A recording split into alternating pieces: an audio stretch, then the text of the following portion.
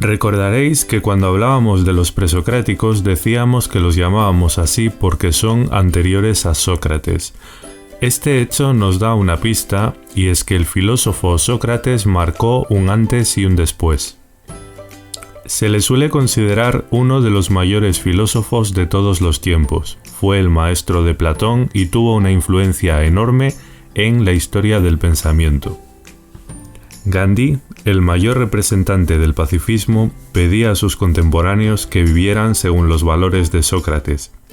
Y el propio Martin Luther King reconoció la influencia que el pensamiento de Sócrates ejerció en él. Ahora veremos por qué fue tan importante, pero antes tenemos que advertir que hablar de Sócrates es complicado por dos razones. La primera es que a Sócrates le gustaba hacer filosofía oralmente y no escribiendo. Así que carecemos de textos propios para conocer su forma de pensar. La conocemos a través de los textos de otros y estos no son coincidentes. Por ejemplo, Aristófanes hizo una comedia llamada Las nubes donde lo ridiculiza y lo presenta como un simple charlatán, como un sofista más. Aunque en general se suele hablar de Sócrates como antítesis de los sofistas. La segunda razón por la que es complicado exponer su pensamiento es porque Platón, el discípulo de Sócrates, escribía sus diálogos convirtiendo a Sócrates en vocero de sus pensamientos. Así que no queda claro cómo diferenciar la posición genuina de Sócrates de la de su discípulo Platón. Sócrates fue hijo de un escultor y de una comadrona. Desde pequeño llamaba la atención por su facilidad de palabra, por su gran inteligencia y por la agudeza de sus razonamientos. Se casó con una mujer que, según dicen, tenía un carácter fuerte. Cuentan que en una ocasión, después de discutir, su esposa le tiró un cubo de agua por la cabeza. Sócrates sereno comentó: «Después de la tormenta viene la lluvia». Sócrates recomendaba a los hombres que se casaran. Decía: «Cásate, si das con una buena mujer serás feliz y si no te harás filósofo, lo cual siempre es útil». Sócrates y el intelectualismo ético. Consideraba que quien hace el mal es porque no conoce el bien, pues si se lo mostráramos corregiría su propio error. Pongamos un ejemplo. Un señor descubre una forma de ganar dinero estafando y engañando a otras personas. Él cree que el bien es ganar dinero. Pero, ¿qué consecuencias podría tener esta acción? Quienes descubran la estafa se sentirán mal y probablemente tendrán malos sentimientos hacia el estafador. Y el propio estafador podría tener su conciencia intranquila. Sócrates diría que este señor hizo el mal para conseguir un bien, en este caso dinero, pero cometió un error de cálculo, fue una víctima de la ignorancia. Si hubiera sabido lo que es el bien, lo habría preferido. Si se hubiera dado cuenta de que hacer el bien a los demás es también su bien, habría actuado virtuosamente y se habría sentido bien consigo mismo. Y esto es algo que el dinero no puede comprar. Sócrates decía que la mejor almohada para dormir es una buena conciencia. Decía que es preferible sufrir una injusticia antes que cometerla, pues sufrir una injusticia no nos hace injustos, pero cometerla sí. Otra idea revolucionaria de Sócrates es que debemos luchar por ser felices, pero la felicidad no está en las posesiones ni en las cosas externas, sino en nuestro interior.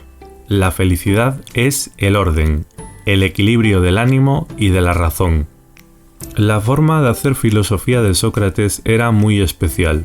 Él se presentaba ante los demás como alguien que no sabe y debe ser instruido.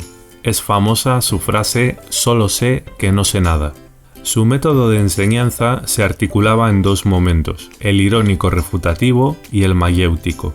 Vamos a inventarnos un ejemplo para aplicar el método socrático. Imaginemos que se nos presenta este señor cavernícola que afirma que el varón es superior a la mujer. La primera parte del método consistiría en ironizar y refutar sus teorías. Le podríamos decir: «Tú que eres tan sabio, ¿por qué no nos ilustras y nos explicas por qué los varones son superiores a las mujeres?» Imaginemos que dice que porque por naturaleza el hombre es más fuerte. Podríamos preguntarle cuál es la relación causal entre fuerza y derechos morales, o también podríamos seguir la coherencia interna de su argumento y decirle que si es cierto que aquellos seres más fuertes deben tener mayor consideración moral, un culturista, por ser más fuerte que él, debería tener también más derechos que él. De este modo, mediante paradojas y contraejemplos, conseguimos que nuestro ilustre interlocutor se dé cuenta de su ignorancia y se vea obligado a repensar su teoría. La segunda parte del método socrático es la mayéutica. Mayéutica quiere decir obstetricia en griego, esto es, la ciencia que se encarga del parto. Recordáis que la madre de Sócrates era matrona.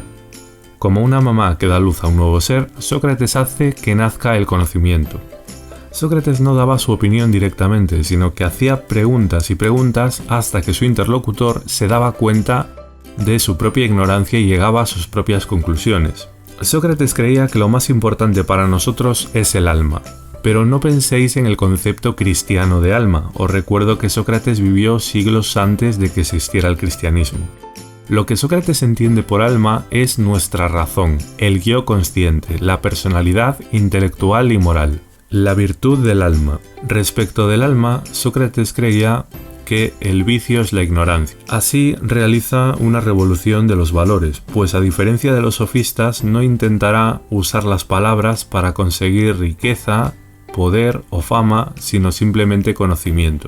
Insistía en que no debemos preocuparnos tanto del cuerpo o de las riquezas como del alma, entendiendo por alma el conocimiento. Esta será nuestra mayor virtud. La vida de Sócrates tiene un trágico final.